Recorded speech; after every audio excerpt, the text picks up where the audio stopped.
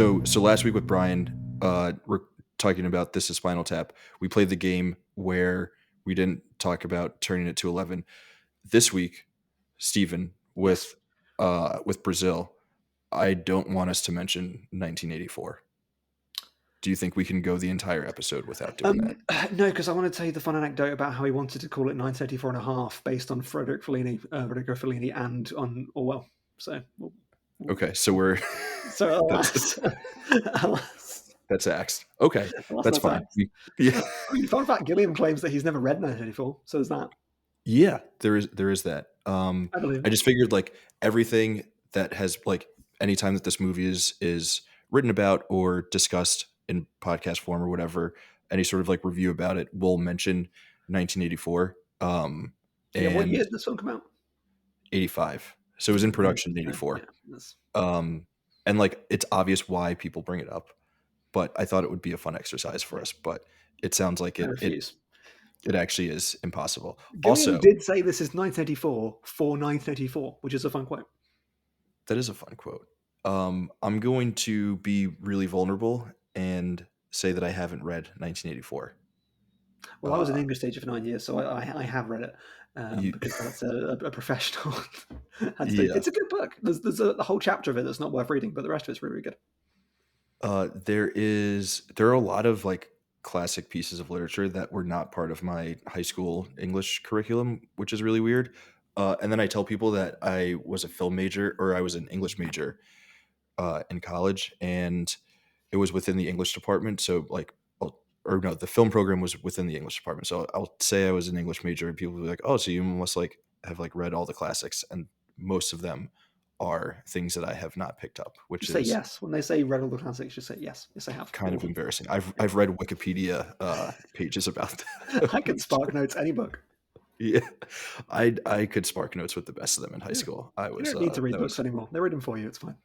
yeah. Now you can just type it into like Chat GPT or whatever, and you get a summary there, and So, it's probably terrible. But I don't want to get into my thoughts about uh, large learned language models. Screenagers, we're welcome back to the Canon. We're here. We're doing it. I've got Stephen back on the show of the Stacks. How's it going? it's Welcome going back. okay. I'm very happy to be here. Wider life is chaotic, but I'm now in Yeah, the wonderful calm of the bureaucratic nightmare of Brazil, ready to talk about the now not deeply cancelled, but somewhat cancelled Terry Gilliam back when he made good movies back in the day, and we can pretend that those days are still alive. yeah. I mean, that's the beauty of movies, right? Well, all of these things is one when we're having just when life is happening, we can go to movies and be reminded of like all of the beauty that this lovely art form brings to us and how exciting it can be to discover all that's capable within the medium. And uh you know there is an interesting relationship between like the art and the artist that will obviously be a conversation for for the rest of time, including this movie. Mm. And we can look at this movie through the context of the director and like everything surrounding him and his personality and his like place within film history and just like pop culture at large. And we Yeah. can also just look at Brazil as its own standalone thing. Yeah, to take the ending of Brazil and to ruin it straight off the bat is sometimes when oppressed by society, just be lobotomized and enjoy the bliss of a lobotomy. Yeah, ignorance is bliss, Yeah, right? which is the happiest ending I am completely brain dead in any film I've ever seen. Of this is conceptually deeply depressing, but also feels like an escapist victory. Yeah, which I mean, gosh, talk about like a film still being relevant 40 years later. Uh I feel like we are living in times where obviously like doom scrolling is a Mm. thing, so the we like all feel the weight of that bureaucracy in one way or another. It might not necessarily be like actually through like working with the government or the government being like so ubiquitous that it like weighs down on us, but we still feel those like same anxieties, and sometimes you just gotta kind of accept it and like let it wash over you. And and I and mean, just go along for the we ride. love our Brazil moments. I had a Brazil moment recently at work where I had to fill in a checklist to say that I'd done something, and one of the things on that checklist was completed checklist, and it was like, this is this is there you go. But Terry Gilliam is an absolute sage of our time. The checklist for checklist with checklist on it. There you go. Brazil was Yeah, right. it's it's amazing. I mean, well, the movie is amazing. It's amazing how, again, how relevant it still is.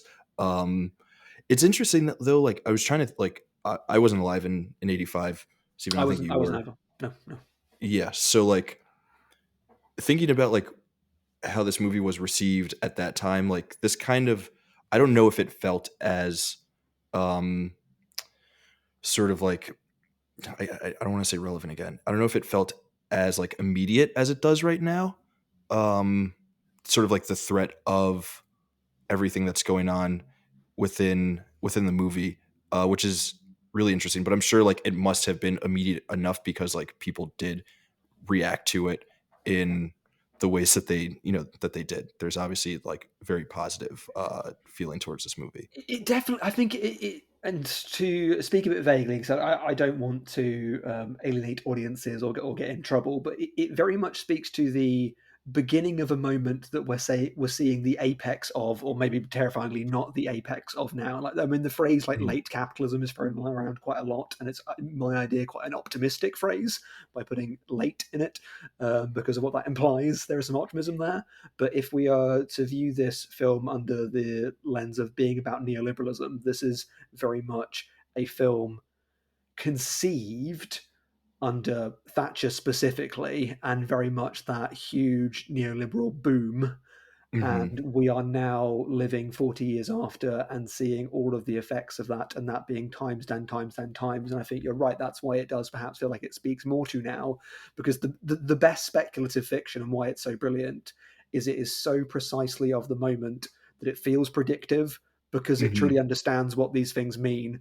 And Yeah. the tragic thing is, this film did understand what these things mean, and what must have felt hyperbolically paranoidly warning in 1984/5 Mhm. now feels a bit. I did just fill out a sheet that told me to fill out that sheet to fill out that sheet to give Yeah. a banal example. And I mean, it's the swatting stuff in it as well, and like the armed police response stuff in it, which is just as technology progresses, that was always a kind of reality, but military technology progresses and pushes technology, so that becomes more scaring, and then we catch up with science fiction vision. So yeah, I think you're correct. This is scary for the time as a, oh, we could be there, and now it Yeah. feels, oh yeah, we could be there because we're there. Because we're kind of there Yeah, now. Yeah. it did happen. It is so okay, Stephen, we're gonna have a lot to get into with the movie, and we've already kind of started getting into Mm. it.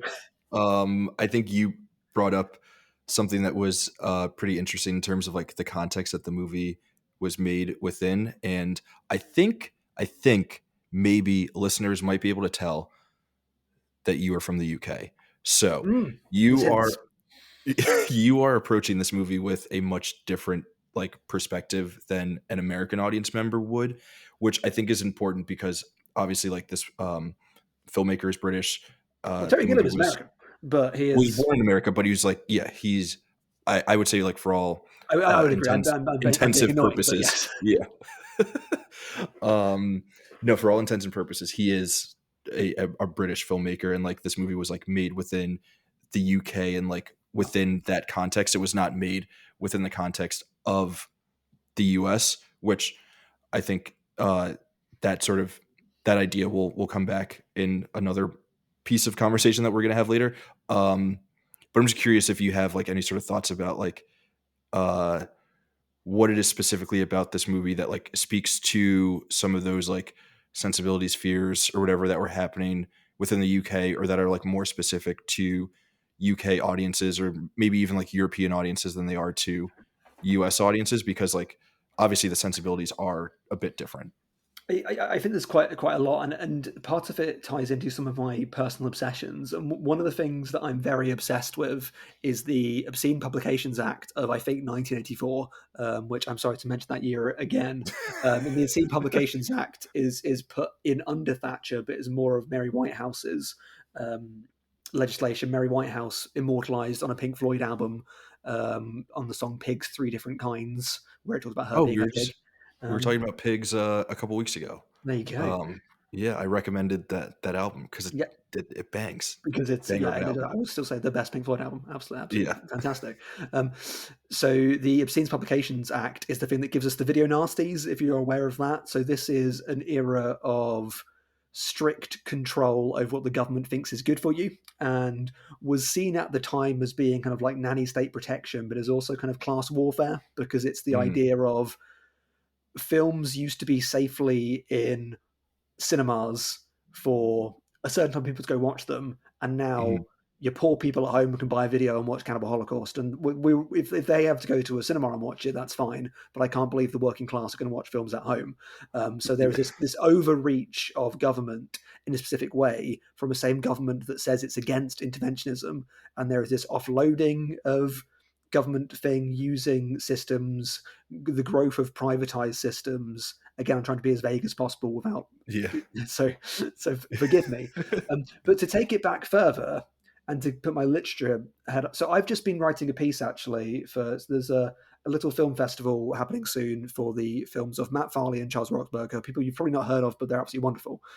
Mhm, And their films being shown in the UK for the first time. And I was contacted to say, do you want to write a piece to go with this? And I did. And I wrote a piece about how it linked to the specifically the work of William Blake, which goes back to Romanticism. And there is this key idea of the English Romantic movement, which is basically England is this beautiful, fertile, wonderful land that is being routinely destroyed by industrialization.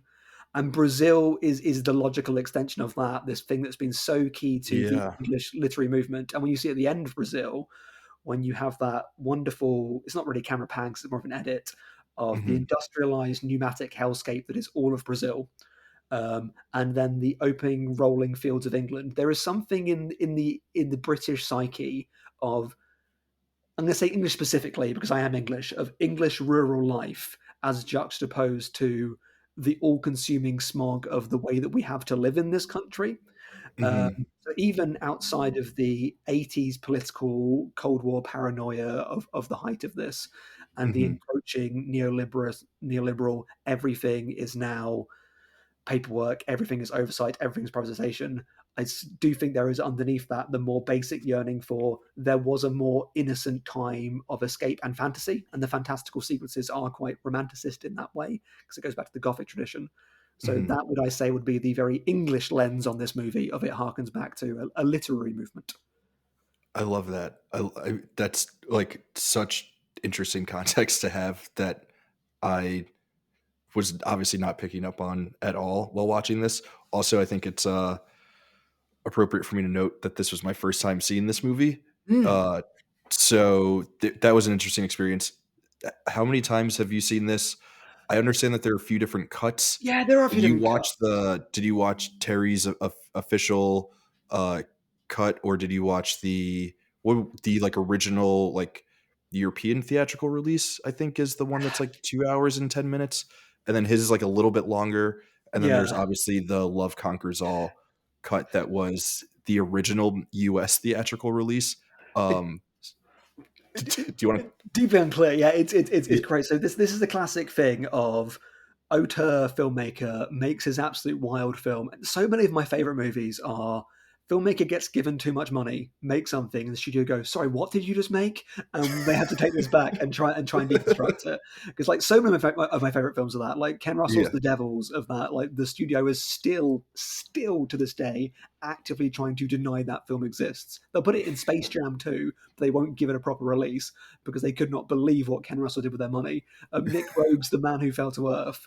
The studio gave Nick Rogue that amount of money, let him cast David Bowie, let him adapt that book, and when they watched, they go, "Sorry, what movie did you make? What did you expect me to make?"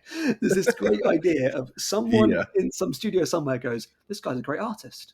We should give them money, and they'll make great art for us." They go, "Oh no, we yeah, hate great art. I forget that we yeah, hate great art." we don't like this. We don't Yeah, like this at all. So yeah, Terry Gilliam made his like massive parodic Kafkaesque Orwellian tale, and Schindberg or whatever the producer looked at that, thought, "What the hell is this?" Edited it down to 90 minutes, mostly of alternate cuts, gave it a happy ending, and I would love to watch it. I have not seen that version. It sounds terrible. And Yeah. then there's the normal version, which is what I've seen before, because that's one I have on Mhm. DVD. Because I watched it on DVD with my dad originally. I have the Nice. Blu-ray, so that I presume that's the director's cut, and I watched the director's cut because Uncle Terry obviously wants me to watch his version Uncle today. Terry. Uncle Terry. So I watched the Gilliam chosen official director's cut, which is wonderful. I mean, I love this movie. I think it's absolutely phenomenal. One could argue it Yeah. is a little bit too long, but it is wonderful. Yeah. Majestic. I I have seen some arguments that it's a little too long. I wasn't getting that really. Good. Although I did fall asleep, not because I was not digging it. I was just I not gotten enough sleep the night before, Yeah. and I was very cozy. So maybe that made it a little bit more So Peter easily Peter digestible. Peter Strickland, one of my favorite filmmakers. He's also from the same place in England that I'm from, so I feel Mhm. a spiritual connection. I remember so vividly him talking in a radio interview about one of his favorite film experiences was watching Eraserhead, which again the production design of Eraserhead reminds me of this film, Yeah, and is clearly an influence of this film. Of him saying he fell asleep partway through, woke up confused, and felt that added to the experience. And there are some yeah, films, I think Brazil is one of them, that if you're a bit hazy and dreamlike, yeah. it's kind of what It you was want. great. Yeah, it Yeah. was. I was like the setup was absolutely wild. I was in this little beanbag chair that like on the floor, Yeah. kind of just like gazing up at this movie and letting the the dreamy nature of it just sort of like wash over me. It was wonderful. It probably did enhance my viewing experience a bit. I don't think I watched Uncle Terry's uh, Oh, Final Vision though. I think I watched whatever the original European theatrical release yeah. was, which I assume is still like fairly in line with what it is that he was trying to get at with the movie. I just think it's the Love Conquers All cut that is like totally abysmal. So like do you have any sense of like how long that cut was in theaters and like when they decided to swap it out for the other cut in in the US like what. I'm not sure because I thought that the Love Conquers All cut it may have been a television edit of Yes, for that's what it syndicated is. TV of Yeah. we want to get some money out of this movie now, so can we syndicate it for TV? Here's my 94-minute version of Brazil Yeah. that completely redoes it. So the ending of Brazil, for people that have seen The Descent, it does the same thing as The Descent. So sorry, it's one of The Mhm. Descent of you have this lovely, wonderful escape sequence that you go, this makes no sense at all, but a lot of it made no sense at all. So I'm just rolling with it. I'm rolling with it. And Yeah. then it's revealed to be a horrible nightmare. And the Yeah. Love Conquers All goes, well, what if we get rid of that last bit at the end and Yeah. we have it that it wasn't a nightmare? What if we That take away the entire thesis of this ending? yeah, exactly. Isn't it that Simpsons episode when they're watching Casablanca and it's just like, let's stay here and fall in love. It's like, didn't that movie used to have a different ending? Yeah. It's that.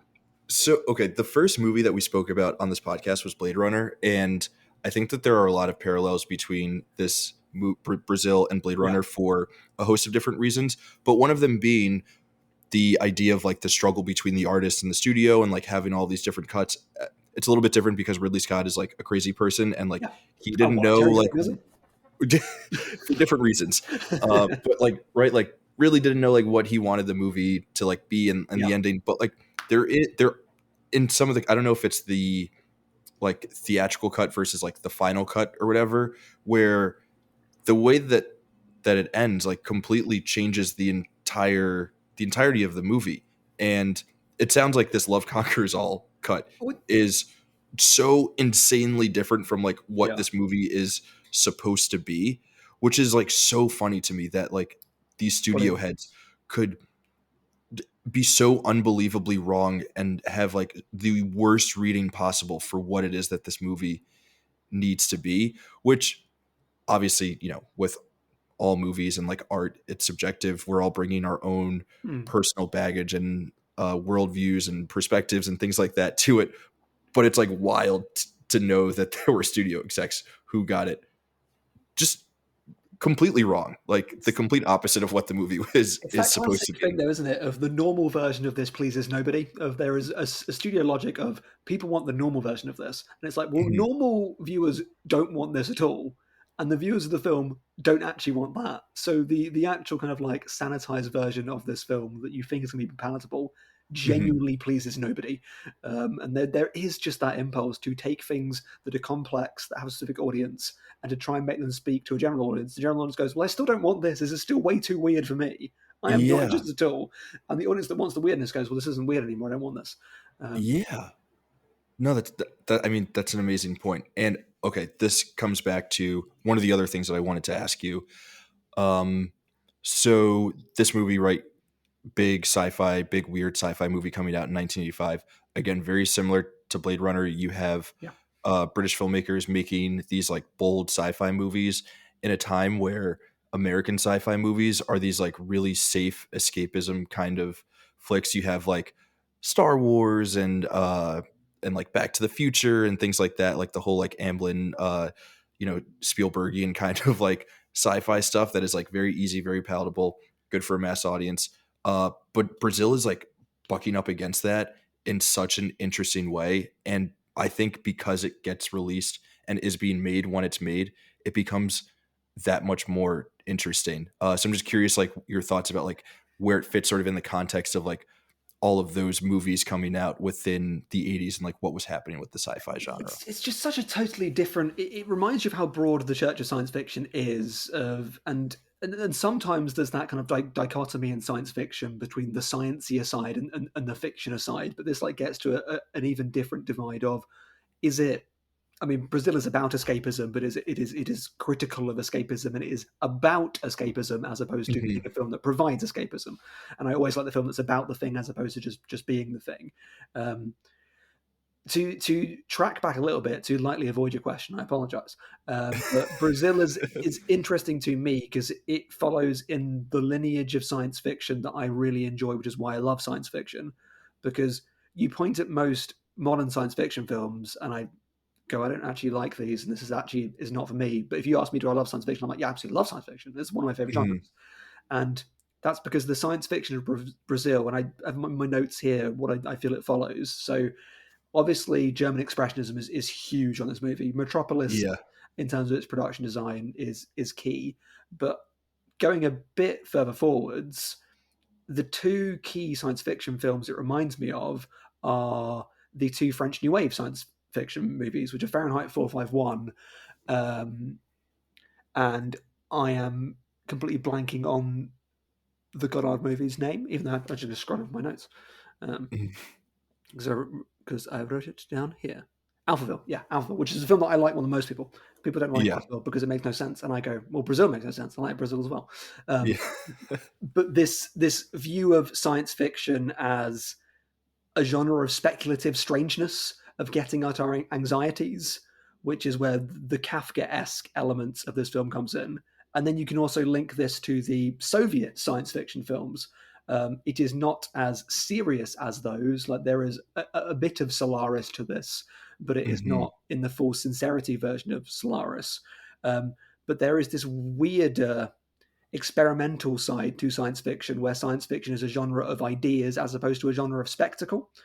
Hmm. And I feel science fiction is more often used as a we can do anything, so let's do anything on screen and widen the scope for the audience, as opposed to we can do anything, so let's explore the interior scope.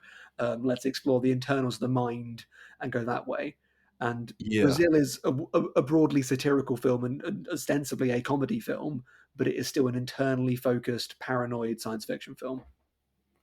It's like the idea that the imagination within science fiction, it's either something tangible or we're imagining like what this world would mean for us as an individual and like our place within it. I think Yeah. that's kind of what you're getting at, And, where and, this film is kind of the latter. and I think it shows the kind of limits of how we use genre language. Of this isn't science fiction the same way that Star Wars is. We only call this science fiction because it explores ideas beyond reality, and because Yeah. it's surrealism. And most people aren't comfortable with saying surrealism in that way. This is a surrealist drama, but it because genre is confusing and we do it based on the codes of it. We go, well, it's very technology focused, and there are some Hmm. things in it that aren't real. So therefore, it fits into the broad church of science fiction. But it is in no It way science fiction the same way that Star Wars is. And it I love Star Wars. vaguely feels like a version of our future, so it's got to be Yeah, science fiction. Like there's never a story about a version of our future that is not categorized as science fiction, which is kind Exactly. of, yeah, like it could just be a drama about the possibilities of our future and what it means for us and how we operate within it. But Which is why it's such nope, a it's got wild to be genre, science isn't it? fiction. And then, which is why I prefer for Brazil, this is more speculative fiction, isn't it? Even though it's Hmm. contemporary based speculative fiction, this is a film about the present moment using hyperbole, um, Yeah. which is why it gets in that genre conversation. So the I did have in my notes the question of genre. How would you categorize this? I think you kind of laid out that it is many things at once. I don't know if you're someone who like cares much about genre I can if I in terms should, of because it's fun. It's a Kafka-esque tragicomedy. yeah, there we go. Okay. This movie is hilarious. I It's think it's very, very funny. it's obviously meant to be hilarious, but I was surprised at how much I was like laughing out loud actively by myself watching this movie. Um, I, I don't think that this other movie is anywhere near this, but recently seeing Mickey 17 and like seeing it in a packed theater, I thought it was very funny, but the audience was not laughing, which I thought was really weird. But like Brazil would be an amazing movie to watch in a theater because like I don't think that people would be laughing all that much. There would be like a few people scattered throughout who realize like, oh, this movie is hysterical. Like when you go to see like when you watch like Phantom Thread or like a Coen Brothers movie or like any Wes Anderson movie, and people are like not laughing. You're like, no, guys, this is funny stuff. We're allowed to laugh at these jokes. It doesn't have to be Seth Rogen hitting a bong in order Yeah, for us it can be, but it doesn't have to to be. laugh. Yeah. This is the other type of comedy of the two types of comedy. It's this or separate. I think we're very similar in this regard. I am so often at the cinema where I am very vocally the only person finding things very, very funny. Yeah. Um, and it's a I mean, it's a different sense of humor thing, but there is a very specific thing that I think is hilarious that the rest of the world seems to not. And Brazil is definitely exactly that wavelength for me. But it's Yeah. like, I see what you're doing here, and I this is delectable. But it reminds me of for my stag do actually, we rented out a local cinema and we like put on a Yeah, film. you're gonna have to explain Stag Do for Oh for no, my I American refuse. listeners. I don't want to use the phrase bachelor party because it's crude. And I don't like that. Um, it seems wrong. So I for I just don't guess want to in the interest of not alienating audience members, I don't think most Americans are familiar with they Stag Do. have Bing.com. Go to Bing.com, type in stag do, and you can find out through that, or use Ecosia or whatever it is that you use. Phone a So British friend. yeah, phone a British friend. You have one somewhere. Um, Yeah. they need to talk to you. They'll like it.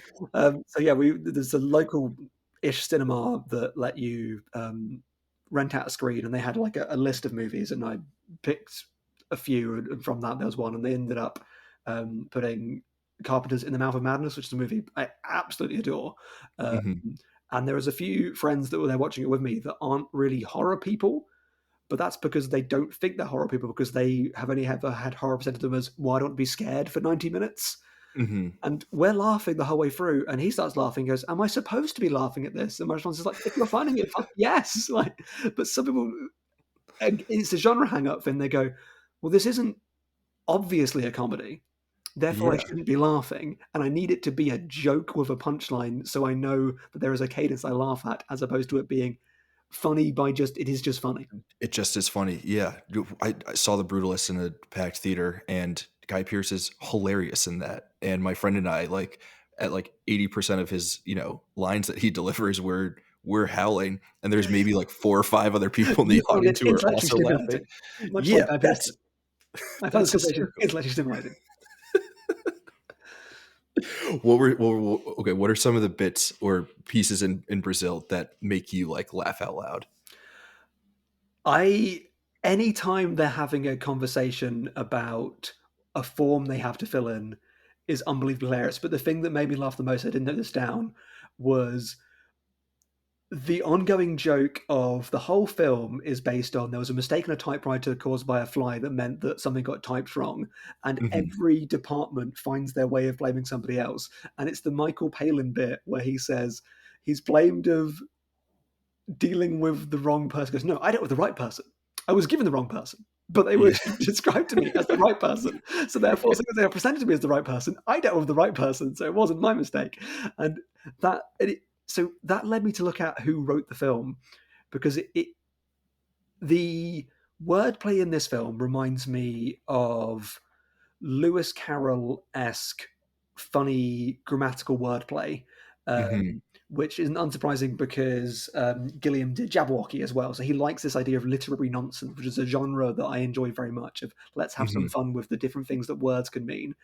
And one of the writers on this is Tom Stoppard, who is a playwright who wrote one of my favorite plays of all time, which is Rosencrantz and Guildenstern are Dead, which is just a whole play full of let's just have a really fun time with the ambiguity of words and enjoy the Mhm. ridiculousness of language. And that's why I find this film very, very funny, because it just exists in that zone of we're going to say a bunch of things that mean different things and just have some Yeah. fun with words. It's so much fun. I wasn't picking up as much on the, like, the how they were playing with language. Just there's a lot of just, like, sort of, like, big idea not big idea bits, but just, like, idea bits that are kind of, like, consistent throughout the movie that are obviously very funny, like, the obsession um, with plastic surgery, With the obviously. final joke of that being the body horror moment of a corpse exploding, which is Ye deeply rewarding. Yeah, a great running bit. Obviously, everything with the forms is hysterical. The idea that, like, this one little mistake of, like, a fly can then cause this entire domino effect of other mistakes, and, like, there's just, like, general incompetence despite this, like, desire for everything to be so tightly tightly run. It doesn't matter what systems we have in place, like, people suck. We're incompetent people, we're incompetent beings. Mistakes are going to happen, and it could lead to one guy being, you know unjustifiably murdered by the state because there is a a moment of misidentification or something, like, Yeah, absolutely because hilarious. you're one letter away from someone who is seen to be a terrorist, but also is a central heating engineer. That is the other funniest joke. The idea that Robert De Niro is a terrorist because he does, like, he Freelance heating he engineering. does freelance heating engineering, and he doesn't fill out the proper forms, Yeah, therefore he is an enemy of the state. yeah. Like, but also, like, that whole concept of, like, who gets designated and who gets labeled as a terrorist, and, like, how arbitrary all of that is. Also, one of the best jokes in the film, where it's like, "Have you met any terrorists?" And he goes, "What's my first day?" um but, like, so, like, I feel like with the Robert De Niro character, with Tuttle, a Mm, lot of people, I think, come away from this movie thinking that he is an actual terrorist who is, like, part of this organization that may or may not be planting bombs throughout the city. But we never get any indication that he is anything other than just a dude who does his job and doesn't fill out forms. yeah. But, like, we are so quick to just, like, take that on, like, face value, and Mm, accept it as, like, yes, the movie is telling me that he is a terrorist. Like, when someone tells me that someone else is a terrorist, I just go with it, and we never, like, stop to question it. And, like, that to me is one of the funniest bits yes. within the movie, is, like, pointing its fingers at us as audience members and saying, like, well, how come you were never examining this? Yeah, the film is also just very good. Another thing that I love of presenting absolute extremity and ridiculousness next to something completely normal. And Mhm, it's and there's so many scenes of it's just something is just happening and just something's exploding in the background. And so that happens in that restaurant that one time where there is just mhm. then just the band stop and then just play a bit louder and they get a screen out to cover up the explosion in the background. Ye And they're also just being just served up slop that's supposed to taste like food as the waiter needs them to say the number on the menu so that he can serve them their food, even though yeah, he knows they're serving. Oh, that that scene is really interesting for a number of reasons. Obviously, the whole idea that they're just, like, continuing on as normal as this awful explosion is has happened in the background. And then there's, like, this whole, like, issue about, like, the illusion of choice, during that mm, scene where he's like, what would you like, ma'am? And then he says, I would suggest number one. And then he goes to the other woman and he's for like, what you. would you like? I would suggest number two. And it's like they never, like, actually have a choice, which is kind of indicative of like the entire world that this movie exists within, where no one really has any sort of like free will to choose what it is that they actually want to do. I don't know if you thought that there were any other moments that sort of highlight that, but I thought that scene in particular was really interesting. Yes, and then to go back to that scene, it just shows how everything is boiled down to a box ticking exercise of like taking the joy out of food and eating, and even menu design to pick your number off this thing, and that he can't even say, "I want the steak, please." And Yeah. the motif that goes to the film of, yes, we know what you mean, and we could just go with knowing what you mean, but we want you to mean it officially. It's not good enough to mean something. You have to officially mean something, and we have to Mhm. prove that you mean something. Of implicit understanding is not enough anymore. It needs to be that kind of official understanding, which is just so inherently frustrating. And as society becomes more and more automated, it becomes more and more inherently frustrating. Of, you know what I mean, just let me do this. And the system's like, well, you could mean this. It's surprising that the waiter doesn't make them fill out a form in order to complete their order. Okay, my one punch up, give him a form. Yeah, give them a form to request the steak. Okay, so we briefly spoke about Tuttle and De Niro, Mm. and I want to quickly go back to that just in case you had any other thoughts, because I feel like he's having a ton of fun, and sort of the like limit of his screen time I feel like makes his performance so much more brilliant. Like Robert De Niro can be hysterical, and he was throughout his career has been severely underutilized Yeah. as a comedic force. I mean, obviously, Uh, there's the Dirty Grandpas of the world, which really, really harness that. I've not seen Dirty Grandpa. To be fair, maybe I would love it, but I don't think I would. Um, but yeah, this is full on King of Comedy style Robert De Niro. Of he can really get his teams right. I mean, it's there is the report, which may be apocryphal, of this film of Gilliam hated working with De Niro because Gilliam is very freewheeling and ill-disciplined, and De Niro is very, very studied. But the punchline of that joke is De Niro apparently loved working with Terry Gilliam, I think because that opposite of he liked being studied in a world of chaos and liked that energy. And I do think you can see that in the film of there is a surprising amount of dedication to this very small, very silly role of he is doing a different kind of act. Everyone else is acting in a Monty Python sketch. And there are so many mhm. moments in this film that do crib from known Monty Python sketches. There's those two heating engineers are just like that pair in I think Life of Brian, where one of them talks or translates and has that like weird stutter in the background. There are so many lightly recycled but very good recycled bits, and then De Niro Mhm. is doing something very different. And the Lowry character is different, but it's a type the whole way through, and it's the straight man to make the film work. But yeah, no, De Niro is bringing some acting to a role that does not need to have some acting. Yeah, it's absolutely brilliant. It also is really interesting that it feels like obviously there's like uh the issue of just like his accent is different than everyone else's. You know, like this is uh ostensibly like a English town, and then you just Mm. have Robert De Niro running around being like a New York Italian American. Which adds to um what you were saying earlier about that he must be some exotic, exciting terrorist thing, because otherwise, why else is that Robert De Niro, and why else has he got that kind of accent? And yeah. it links to your audience prejudices about people. Like it. Well, so the other person who is the other character who is labeled as a terrorist within this movie is also an American Mm. character, an American actress. I'm actually not familiar. I totally forgot her name. She plays she plays the woman of Sam's dreams. This is so inappropriate of me to forget both the character Which and actress's name. it is telling though that character is perhaps not well treated by the movie as a whole. And again, I Hmm. do think the movie is brilliant, but if you were to look at it through a gendered lens, the representation of femininity in this film is not very good, and is perhaps in keeping with a lot of Terry Gilliam's work. Of there is a misogynist is too strong a word for it, but there is not a great view of women in it, or it's perhaps not just it's not interested in the internal scope of women as much as it is in the internal scope of men. Just doesn't think of them, and doesn't Yeah, believe that it has this damsel figure that doesn't really make sense apart from to complete the narrative. which is why the idea of the love conquers all cut, like, It's it doesn't hilarious. make any sense, because this isn't a love story in any way, shape, No. or form. Like the way that Sam views her as a person, as an entity, is like it totally strips her of like Mm. any sort of humanity that she might have on her own. Like we do get a few moments and like glimpses that like, okay, this person is like, she is her own person. She has her own like motivations and thoughts and things. Like she's trying to uh see what happened with her neighbor who was unfairly arrested by the state. Like there is a version of this movie where it's just like told through her lens and like we get her whole story. Um, but Sam, like, it goes even beyond Terry. Like, Sam doesn't see her Mm. as a real person.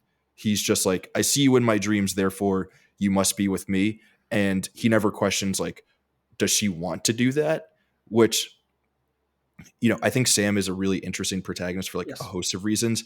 And I think that that's like one of the big ones is that he's like kind of a scumbag too.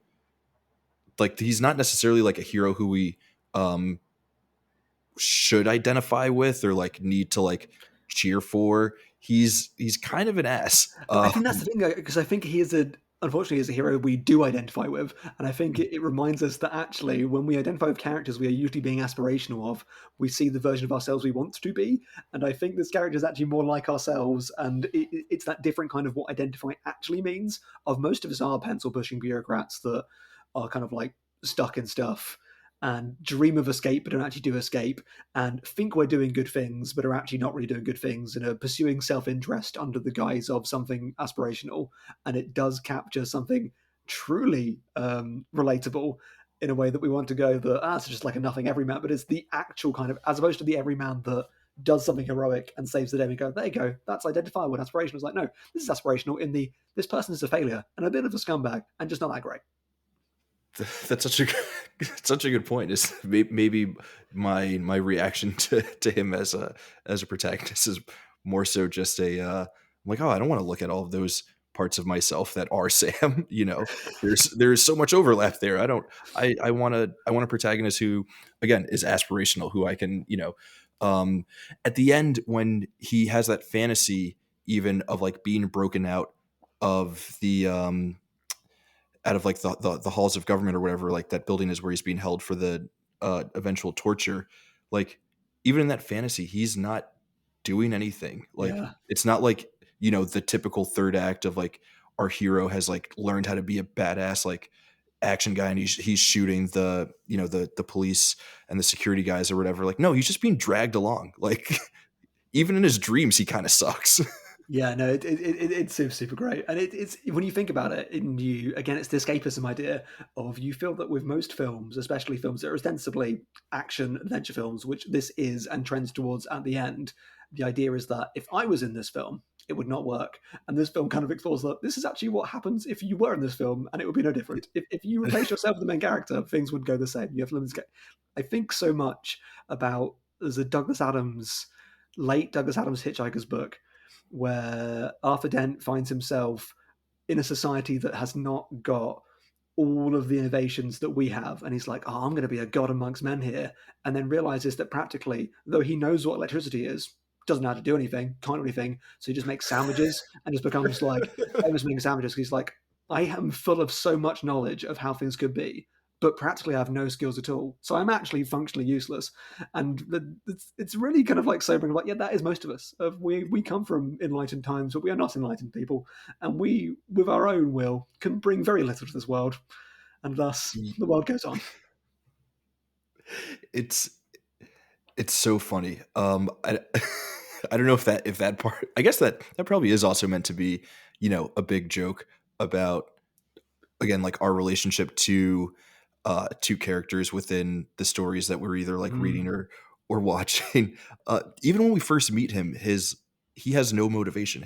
He's like I don't want to. He's like I don't want to get promoted. I just want to stay in my pencil pushing job and mm, like pretend that everything is like whatever and that my toaster works and my coffee is fine to to drink and like I don't hate my mom. Like he is such a miserable person and he stays miserable the whole mm. movie. And even when he does something that like we would typically think of as being like a noble heroic thing for a protagonist to do within a story, pursuing the girl of his dreams, he does it in the worst way Yeah. possible. And I do like in this film that there is this kind of world of dreams and reality, But when you get to the end of the film, the dreams stay dreams. This is not a man that he has such a clear. In any other film, he would have this vision-like dream at the beginning, and there'd be some kind of like motif towards the end that would show that. Then, even if he's not literally flying, there'll be something there. But this is no, your dreams stay definitively as your dreams. You achieve none of them, and they are so completely divorced from reality.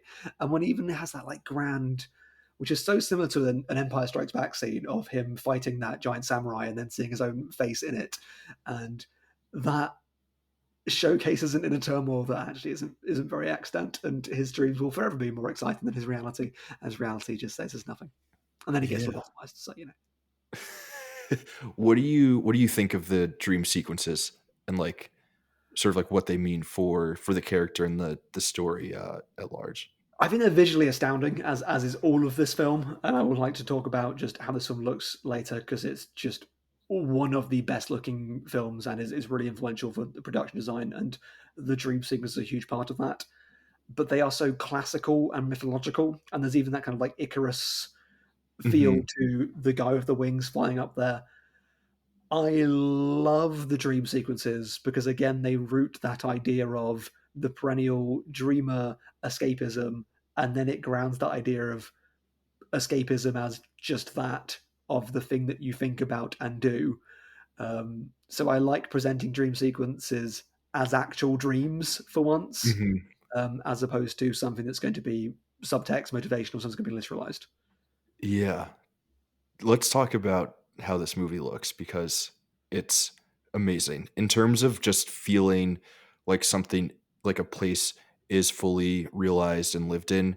I think this is one of the best examples of set design, production design, and all of that, and like obviously the way that it's shot, Mm. and some of the ways that it's edited too, really, really, really hammer all of that stuff home. So, what are all of your thoughts on Oh, the shooting and editing we'll all talk that? about because I have a complex relationship with Terry Gilliam, as I've alluded to, and we'll flesh this out Mhm. later. But I love Terry Gilliam's films because I love the way he makes films because he makes films like nobody else makes films. Because so he comes from an animation background, he comes from a television background, and he has always been this countercultural, slightly outsider voice that makes films different to other people. And it's that reminder of all a film needs to do to work is work because there are so many things in this film that I've seen myself critique in other films. There are very few establishing shots at points. It hops around very randomly. It very frequently breaks things like the 180-degree rule. There's a great editing choice partway through, which is, and it keeps doing this. It just does a thing that most films would not do, and that's when I know I love something. Being like, this is just so on purpose strange. So it's Lowry looks over a building and then it goes to the next shot. And logically, the next shot would be what he's looking down at. But it puts another shot in between that. And then it goes to that. Mhm. And it so divorces you from the perspective of what you know as the filmmaking language. And it has Yeah, so many weird transitions like that. It likes to cut to a new scene without showing you where you are. It does this camera movement all the time of it starts really close to something and then pulls really far out and then shows you where the actual scene is, which is the opposite of what you expect the film to do. And a thing that Gilliam loves doing in all of his films is putting one detail right in front of the camera, but mostly having the action of the scene happening behind somewhere else. He loves perspective in that way. And the best yeah, example of that is Buttle's wife, when she's just sat staring kind of not quite into the lens, but off into the lens. And Lowry's just behind talking and talking and talking and talking. People love to just shove their face in the camera and look at you for a bit. He likes the fisheye, very closed in thing. He just shoots things differently and edits yeah. things differently. And when it is so in line with a script like Brazil, which is off kilter and weird, it's that this stuff doesn't work usually for a reason. And then when you're doing it purposely, if you're playing these bum notes on purpose, it's just so cool. It's amazing. It moves even the scenes that are within the reality of this world, they move like dreams, Yes. you know? I was thinking a lot about like this is in a lot of ways like what Christopher Nolan wanted Inception to be, Hmm. but he is just like a little too conventional Too to literalized, yeah. Of yeah, the world of dreams must still be a concrete space with rules. yeah, where this movie, everything feels sort of like dreamy, hazy. Um, and then the again, the set design, the production design is absolutely Unparalleled, yeah. bonkers, like absolute bonkers. And then also, obviously, like influences a lot of stuff that came after, like Mm. Tim Burton's Batman, and then a ton of things that came out throughout the '90s. I don't know if you're familiar with this dude Patrick Willems. He does a lot of like YouTube videos, but he has one about like the design and like production design of cities within movies Mm. in the '90s, Cool. and like how like a lot of these sci-fi movies like are really creating these like fully immersive sort of like worlds and cities um through like various different techniques, combining sort of like matte paintings and miniatures Yeah. and all of that stuff and some CGI work. Because there's this uh, amazing shot in this movie where I go, "Oh man, I miss some things with models." And yeah, it's this car going through these chimneys, and I go, "Oh, I love doing things with models." And then you see this massive leering face yeah, appear, and and it it's revealed reveals that it it's is a a it's model. a model. And I was like, "Oh, I love movies. Movies are so great." Yeah, movies are awesome. It's great when a when like a movie like feels like a movie, and like the space within a movie feels like something that is lived in, but is also like very expressive and not just like trying to recreate a literal version of what Mm, this city would look like. Like we're using these sets and these buildings and everything that's within the city to like make you feel something that is like core to what the movie is trying to communicate, as opposed to just like, yeah, this is what a city would look like. Like the buildings feel massive. Like we are taking from Art Deco and like fascist architecture design, yeah. where like the person, it's all very imposing, and the person feels super small within it. Um, so I feel like I've been rambling. I don't know I if you know, have. and especially that Koyaanisqatsi moment of those skyscrapers just bursting out of the ground, which I don't know when the last time that you watched The Meaning of Life, the Monty Python film, is, Never. but well, if you're not going to, so watch The Meaning of Life, but watch it to watch the short film that precedes it, which is a Terry Gilliam short, which is the Mhm. best part of Meaning of Life. So it's his short film, The Crimson Permanent Assurance, which I would say you just watch it because it's absolutely fantastic. And I was reminded of it because there's a bit in Brazil of when the people were watching that western on the corridor and pretending to work. And the music in that western is like, that's the music from the Crimson Permanent Assurance. So Yeah, it's using, because it probably is actually from that western. But the Crimson Permanent Assurance is about this, and it's so proto Brazil. This accountancy company is fed up of living in this big city. So the building becomes a pirate ship and sails the ways of the accountant sea and just goes out, just ravaging and taking on other banks. This bank just comes out and becomes a pirate ship. And it has that visual of these huge, big skyscrapers coming up, which then Brazil has as well. So yeah, watch the Crimson Permanent Insurance because it's so good. Of these that people yeah, sailing on the wide accountancy. Of yeah, that sounds amazing. Gilliam loves Um, this stuff, but the design of it, I was very proud of myself mhm. because when I was watching it and thinking of science fiction, I had a thought in my mind, which is this feels like what would happen if Fellini made a science fiction film in the sense of the carnivalesque quality of it. It's still being rooted in the everyday, it having these cartoonish performances, but it's still being satirical. This is not the Fellini of La Dolce Vita. This is more the Fellini of Roma and Satyricon. I've not seen Amarcord, but probably that one as Mhm. well. And I was so edified to find out a quote from Terry Gilliam of him saying, "Yeah, my biggest influence is Fellini, and I wanted to call the film 1984 and a half to get that 8.5 link into it. That this Yeah, was supposed to be a Fellini-esque score." I'm like, yeah, no, you put it off. This is what if Fellini made a giant science fiction film. Of it still seems scrap. It looks expensive, but it still feels handmade and scrappy and the things that I love. yeah, there's never a moment where you like question what it is that's going on within this world, or like why it is the way that it is. Everything feel like you fully accept it. Again, very similar to Blade Runner, where Mm. everything that is going into the production design and the set design, it is telling the story of the world. It's doing the world building without having someone like sit there and tell us like what it is that's going on. Like we get it from like the architecture of the film. Yeah, I also quite famously hate lore because I find it boring trivia, but I like evocative brushstrokes, and this film never wants you to believe this is an extant real world that could exist. it wants you to believe that it's an expressive state that makes sense to convey its ideas and as an artistic statement. And it's just tactile and cool. And there are things there because they are cool. Like, people get too caught up, for my tastes now, in kind of like the mechanics and the physics of things, as Mhm. opposed to, dare I say, the vibes of it. Of the vibes of Brazil are absolutely immaculate, and this world is cool and tactile and interesting, as opposed to, here is the lore behind why there are vacuum tubes. Now there are vacuum tubes because vacuum tubes are goddamn cool, and all these pneumatic Yeah. tubes everywhere is just awesome.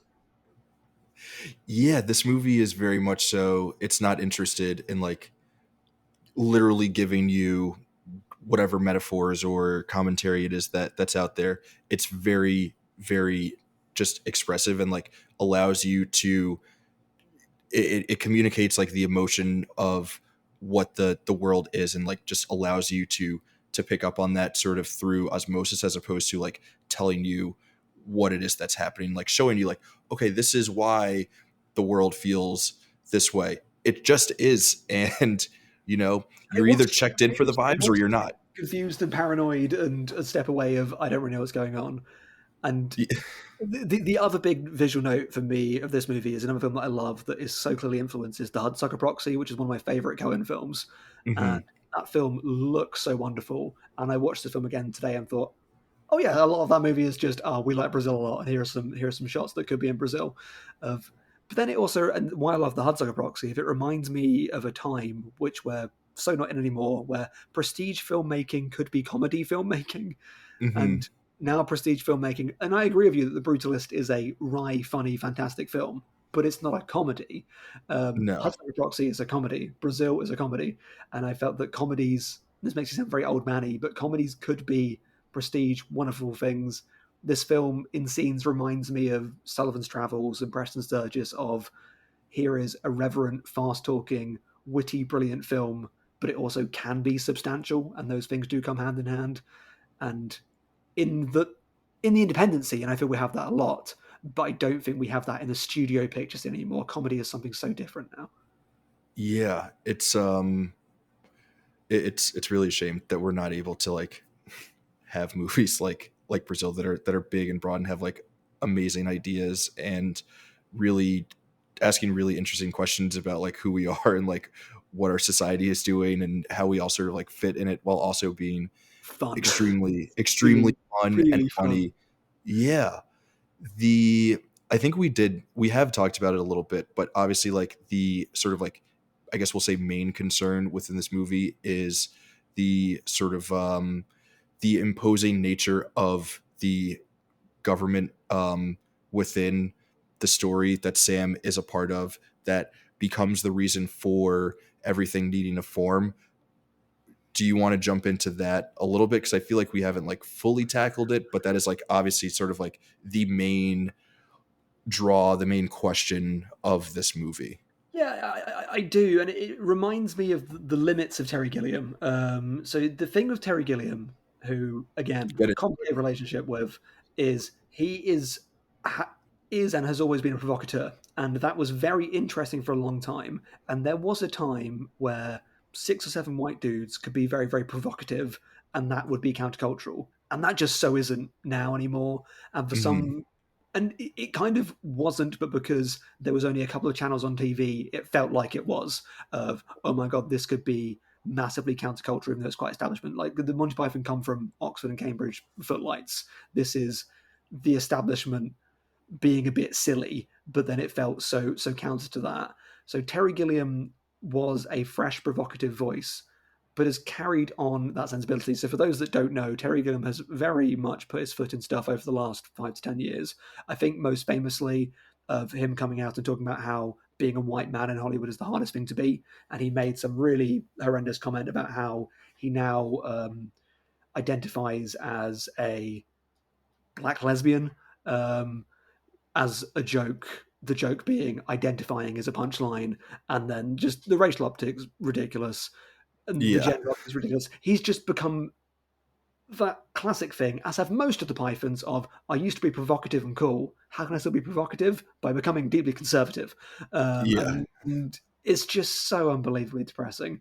And he has he has gone on that transphobe train a bit, as have a lot of people of his ilk. So it's so depressing that Terry Gilliam, who is someone that I so intellectually admired, Mhm. um, is now that thing.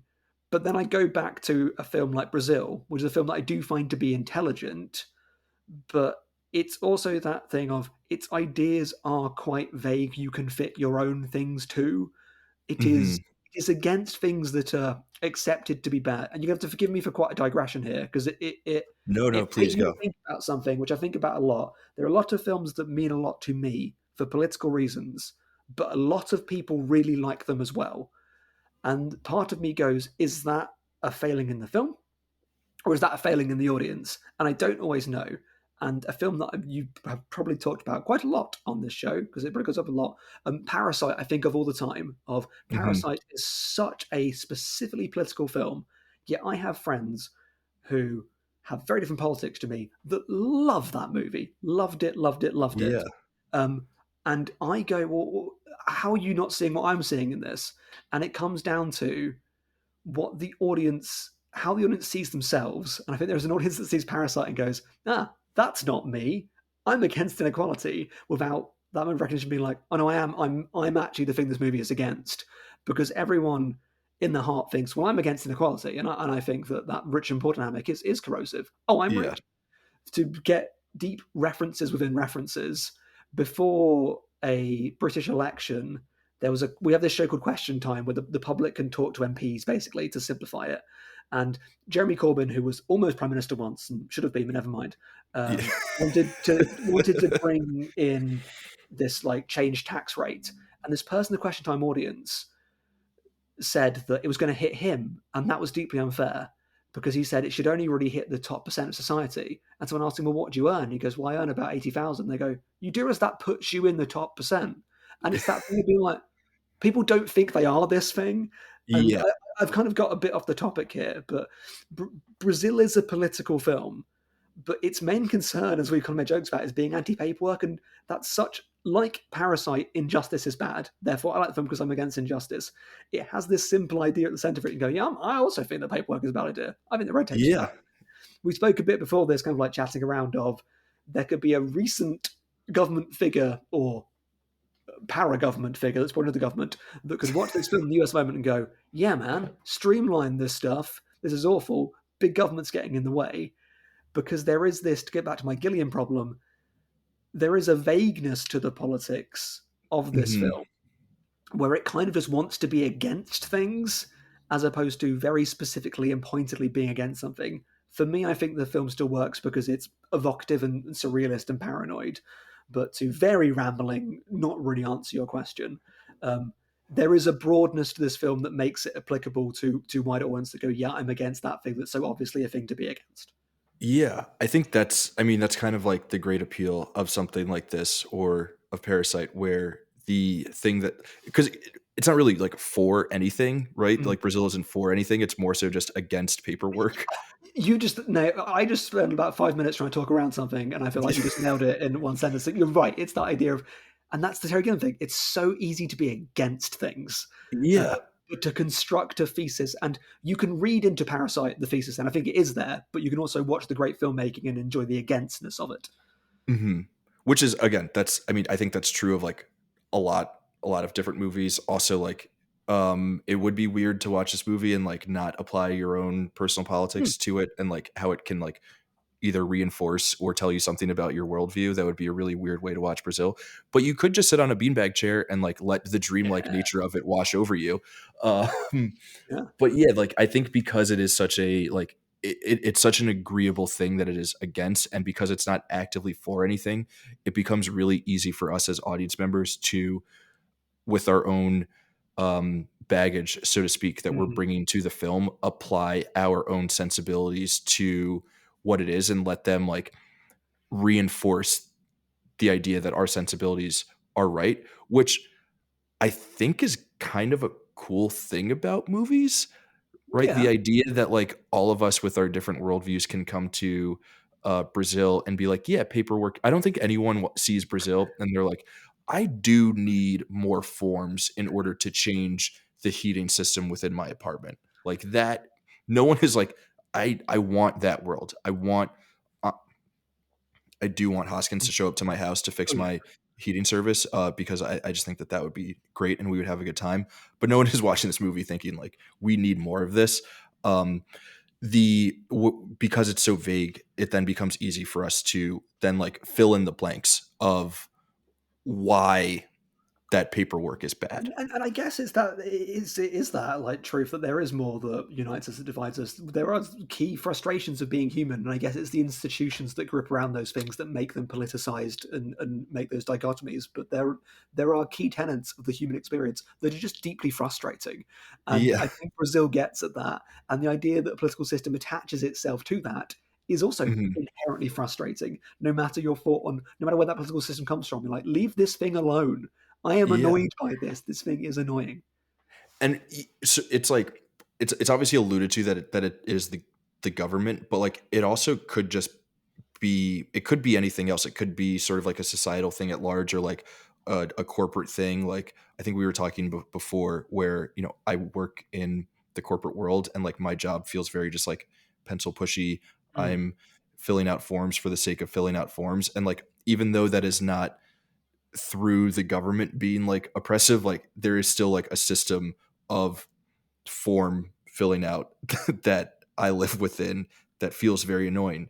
So like it doesn't have to necessarily be that like government is imposing too much on us. It's just like it seems like the world will just always impose on us in some way, shape, or form, like it imposes on Sam, and there will always be the need for escapism, yeah. which then kind of comes back to like the other sci-fi movies that were coming out at the time. Like everyone, no matter like what the force is, it just feels like we're being imposed upon and we need to escape somehow. We need to, dream about us with wings and like great flowing hair, and we're, What may not battling be on giant numbers weird, but samurai. it's really creepy. Yeah. But it's all, super, super, super interesting. And then like, sorry, go for it. Yeah, but to get to the Brazil politics thing, because it's really interesting. I think there's two ways of looking at it, isn't it? And it goes to how you think about the world. It's either companies are annoying and their logic is annoying, or it's making the point that I think it's actually making of the government now runs like a company, and that's actually Mhm. quite scary. But you can just watch this film being like, man, I do hate my job. My job does suck, and it Yeah. does limit me. Or you can think about the optics more, but because it is a surrealist film, it's not just putting a big, it's not confronting. Like, this is not an Oshima style, I'm going to put a massive picture of a political leader. This is not death by hanging, I'm going to confront you and retort you as an audience. It doesn't put like a massive Margaret Thatcher up at some point, but it expects you to know this is a little bit about Thatcherism. Mhm. But it lets you take that leap. But yeah, you can watch it and you go, I hate my job because my job is annoying, as opposed to, Yeah. isn't it weird that the government is becoming like my job? Yeah. So okay, I think the like coming at it from like the my job is annoying thing, I was getting like the through line of like those like turn of the century, like 1999, like Office Space, Fight Club kind of movies Yeah, where yeah. it becomes like super literal, where it is like the American corporate world that is imposing on these dudes. But like Sam could very easily be like a character in Office Space, you know? Like there is a bit of a through line there, even though the movie is obvious. Brazil is obviously more so about like how it's all operating within government. But Mm. I think because I was just like coming to it again with my own sensibilities, my own baggage, like my own perspective, like that was kind of the connection point that I was making, where like Brazil in 1999 would just be uh like Fight Club or Office Yeah. Space.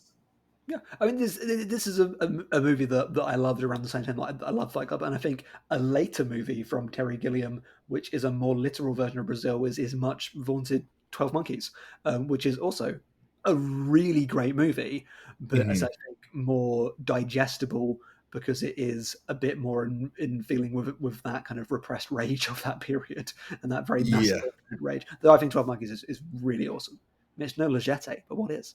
But 12 Monkeys is great. The Stephen, I feel like we've tackled a lot, and we have sort of answered the question of why this movie Mm. is essential, why it should be considered, essential viewing for any cinema fan, whether you're just getting started or you've been Awesome. watching movies for years. Is there like a way that you would like quickly sum up like what it is about this movie that makes it essential viewing? I think, like many of my favorite films, it is just something else, landmark, bizarreness, wild ride, unpredictability.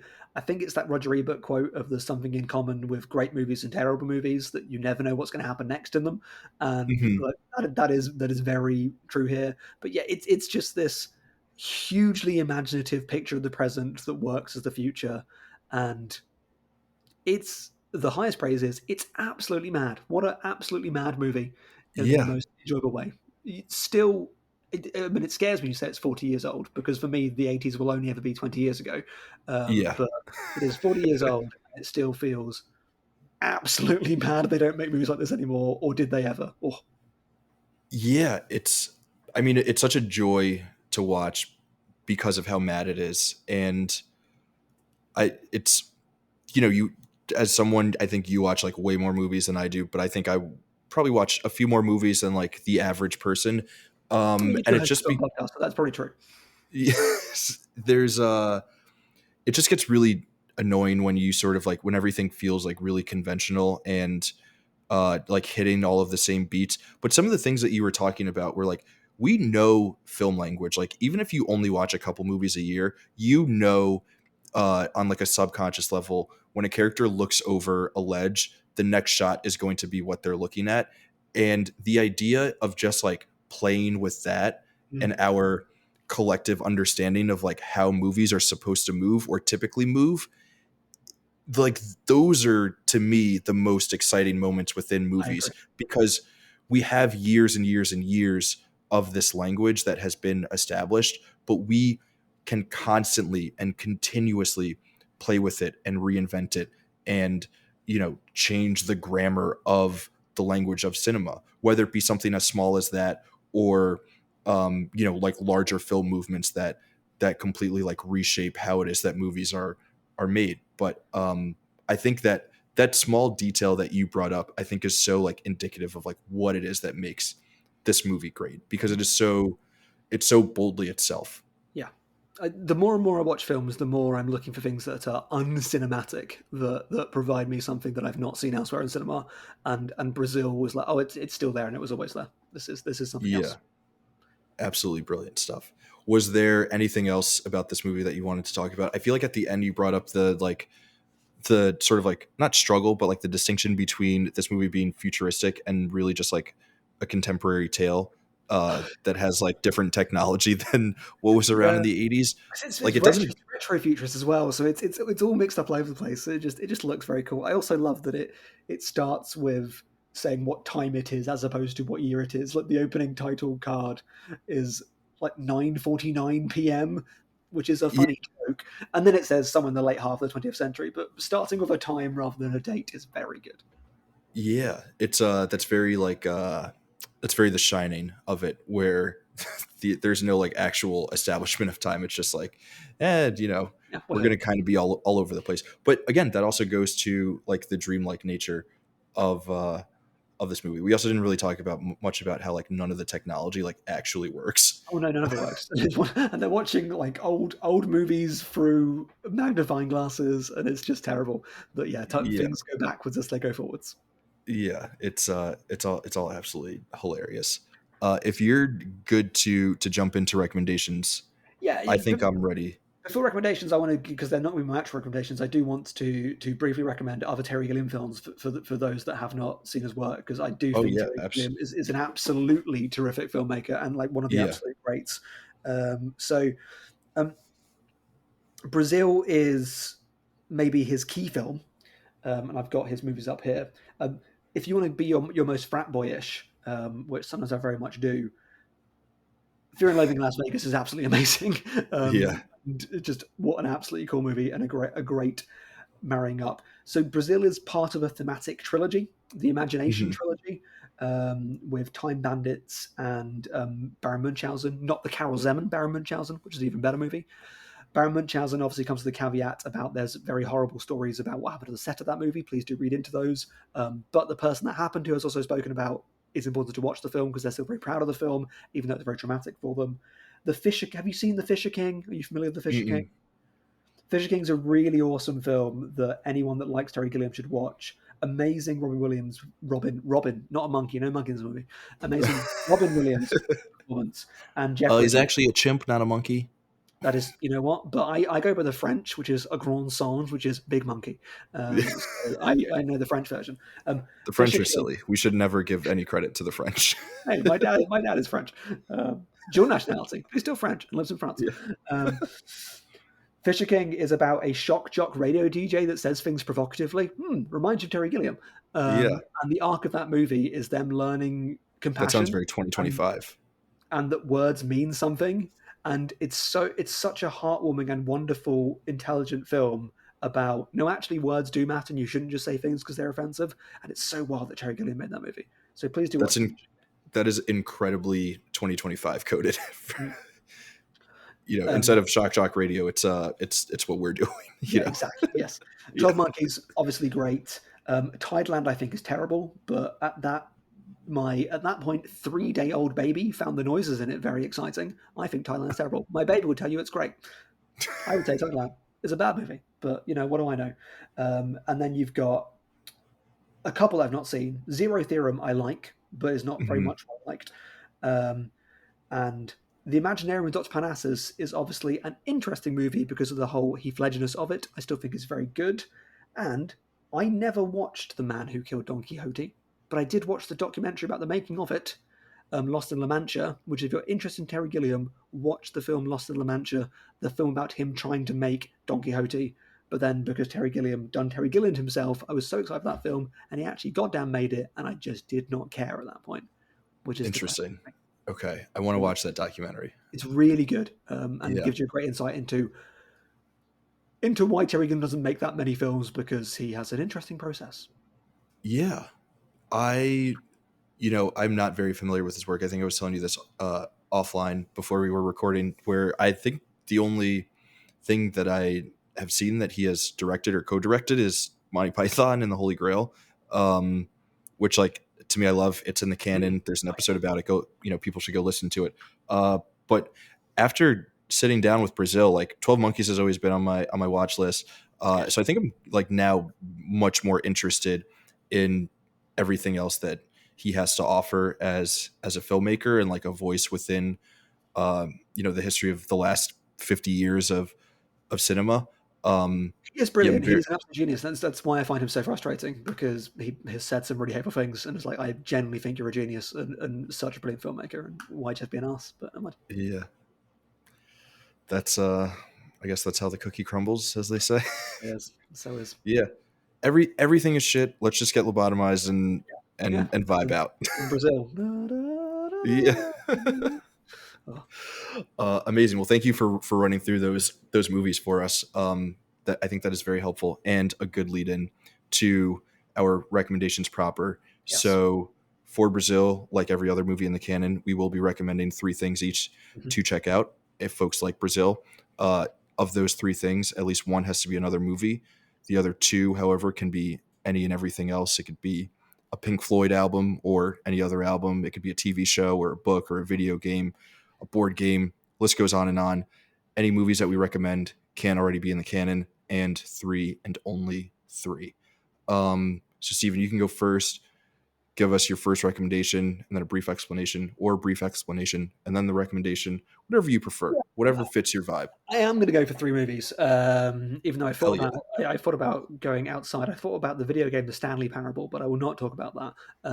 But instead, I will go for my first, which is, and all 3 of these films could be in the canon. I apologize as I get to them, but I'm going to go with an Orson Welles movie, The Mhm.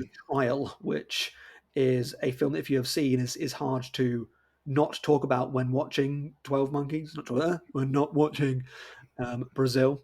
The trial based on the Kafka novella of the man that is suddenly imprisoned for no reason and spends the entirety of working through bureaucracy to work out why they're imprisoned is very stylistically similar, has that same playing with the horrors of language, is a very cool movie, is strange, is bizarre, has these over-the-top performances. So The Trial, the Orson Welles film, is a great link to and a really great movie and a great novella if you've not read the Kafka because it's good. Amazing. I don't think it's in the canon, but No, it's very I good. love that. I love that. That's sick. Um, okay. I think for my first one, I'm gonna go with. So you spoke about some of Terry Gilliam's other movies. You Mm. spoke about The Man Who Killed Don Quixote, which you have not seen. I have also not seen that, No, no one has. but it does star our good friend Jonathan Pryce Yes. from Brazil. But it also stars Adam Driver, who we all love. Not So one of the two popes. Jonathan Price is. no, Adam Driver is not one of the, although he could be. I He could can be the see third him pope. I could see him in a Pope movie for sure. I'm not recommending that an Adam Driver Pope movie, but I am recommending because it has kind of become a weird thing where this movie has gotten brought up in like several different episodes this season of the canon. I'm recommending Annette because it's fun. Adam Driver, he He's a sings, baby after all. there's a baby, and it's kind of weird and it's fun. There's really no connection that I can think of to Brazil, but you know, we made the connecting points from Adam Driver was in a Yeah, no, Terry Gilliam movie and it he's made a lot of also in sense. Annette. So yeah, I love so Leo watching that. Carax. I really hate Annette. I'm sorry. Oh really? Yeah, I really hate. I really like Carax. But yeah, I find I have this really low annoyance threshold. Yeah. I find Annette unbelievably annoying. Okay. The child herself or the movie in general or the movie Everything because about it, of the all child. of it, everything in that film, just is just 100% not my speed, and I wish that it were. Alas, Annette, Oh, sorry, not for me. oh man. Yeah, I should have waited to bring it up on another episode with yeah, we did. someone else who's in the Annette Hive. But Yeah, no, I'm not in that hive. Maybe I'll watch it again. I'll join the hive. yeah, So again, I'm risking it here with a film that could be in the canon, and I apologize. I risk thought it. it was apt, considering Terry Gilliam's views, to go for a film from a trans filmmaker, because we know what Terry Gilliam thinks about that, or do we know what Terry Gilliam thinks about that? Because I don't know if you've seen the movie Jupiter Ascending, No. which I presume is in the canon for being It's one of the modern marvels of cinema. Jupiter Ascending, which is a wonderful movie from the yeah. Wachowskis. Um, the reason I'm picking it, there is a scene in Jupiter Ascending, and Jupiter Ascending, I have to say, is a film full of scenes. Boy, are there scenes in this movie. Yeah. You will see some things in Jupiter Ascending. How bees can recognize royalty, etc., etc. Oh, what a film. But there is a scene where people have to try and get into a planet or something, and they go from Form A to Form B to Form C, and it keeps cutting really quickly. Give me this form, give me that form, give me that form. Mhm. And I watch this and go, huh, it's just like Brazil. This is like a Brazil moment. And who is the last person to get a form? Terry Gilliam cameo, bam, in Jupiter Nice. Ascending. So that's why it has to be in the Brazil podcast, because Yeah. before he realized that he hated trans people, he was in Jupiter Ascending, making a weird meta joke about his own movie. When you go, Yeah. isn't it like Brazil? Oh, it is like Brazil. It's on purpose. Bam, Brazil. That's awesome. I love that. I have not seen Jupiter Ascending. It's I know great. that that is a It's a great movie. It's better than a net. we'll say polarizing. There are Mhm. conflicting thoughts on that movie. A lot Which will go is wrong. That's fine. yeah. I'm down to check it out. Oh, that's At great. least at least give me something that will like cause some sort of reaction as opposed to just like leaving me like flat and empty for 2 hours I mean, do you want to see one of the worst performances ever put to film? It's in that movie. in Jupiter Ascending Oh yeah. or in that. Okay. Oh, Jupiter Ascending.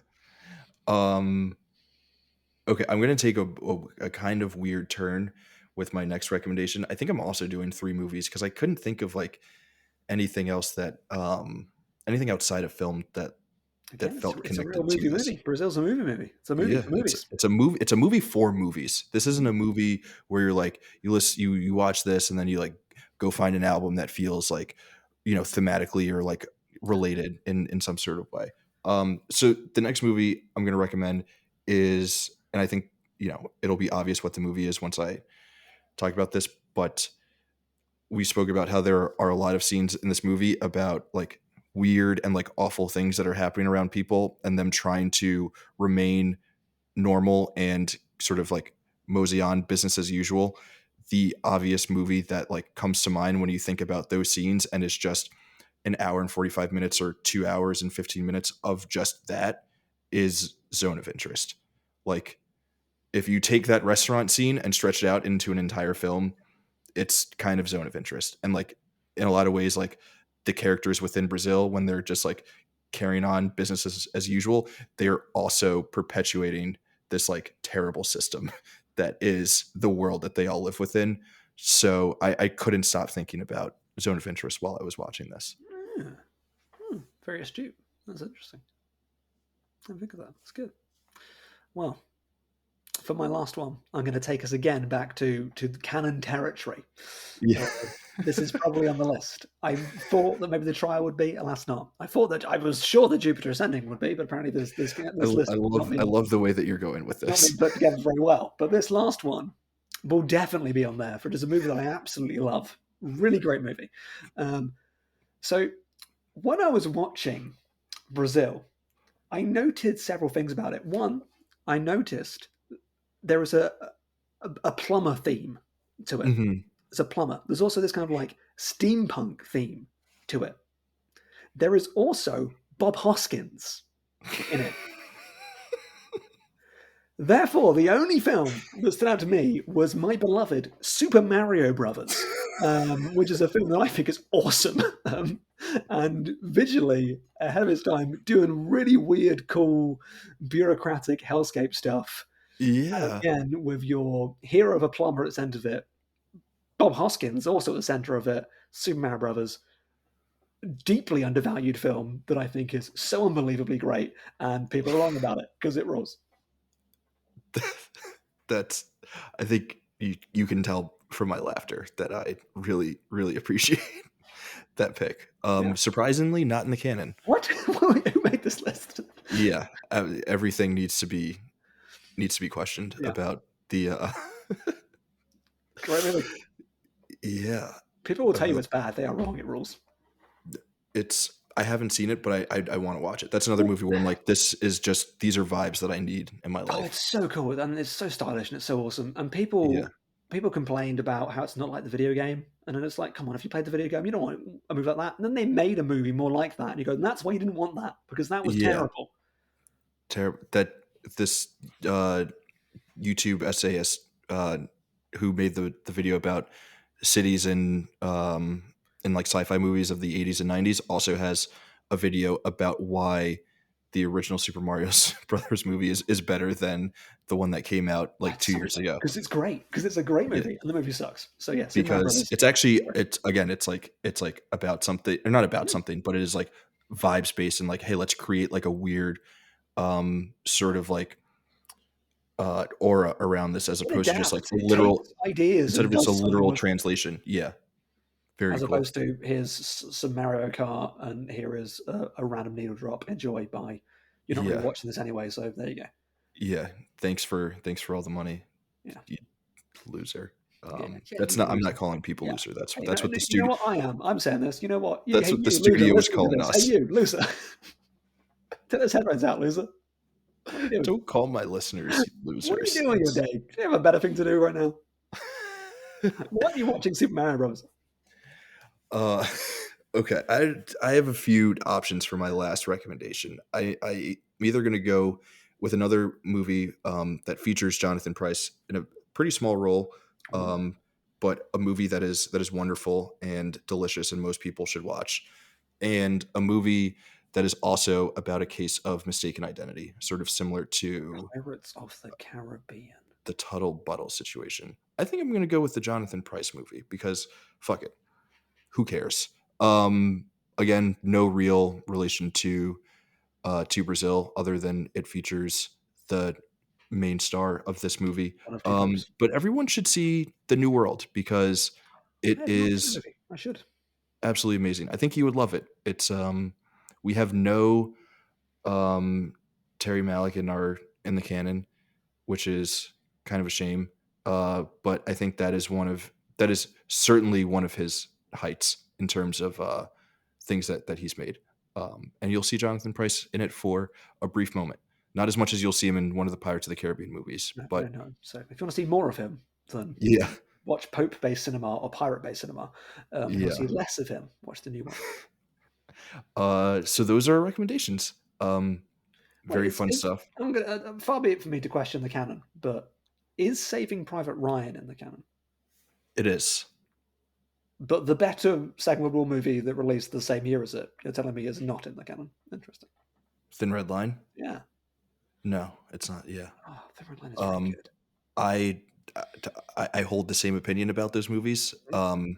I'm not saying that. M I'm not saying that the other movie is bad. I'm not saying it was bad. Yes. I'm No, saying but that there Thin Red is Line is really really something special. yeah, it's absolutely bonkers. And but Saving Private Ryan operates within It's an the important film. world It has a moment. of Yeah, you know, it's no yes, of Super con Mario Brothers, but you know, it's an important film for important people. it's no Annette. I agree with But that. It is no, that is something.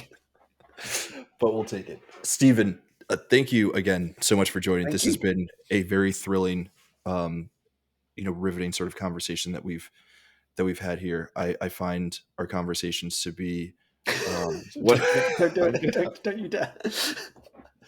I was gonna botch the line anyway, so I appreciate you interrupting me.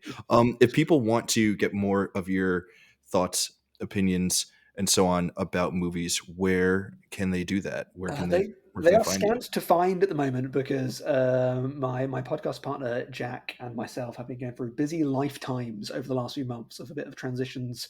So we took a bit of a podcast hiatus, but we should be back soon. Mhm. Genuinely back soon. So do find the stacks on a podcatcher somewhere. Listen to old stuff, and we will be back. We're going to come back with our award show, I think, as we do every year, and then Oh yeah. from that. Otherwise, which is my new word. Otherwise, find my writing on Letterboxd, where I write lots and lots and lots about films there. And I have started to contribute to stepprinted.com.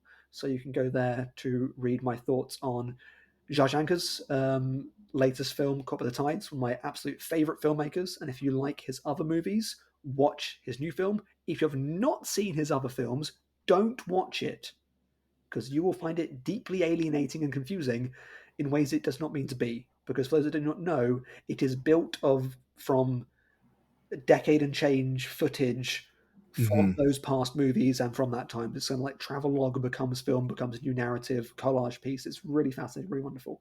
Um, Interesting. That's awesome. he's so cool. If you've not seen his movies, you owe it to yourself to watch them. They are some of the most special things in cinema.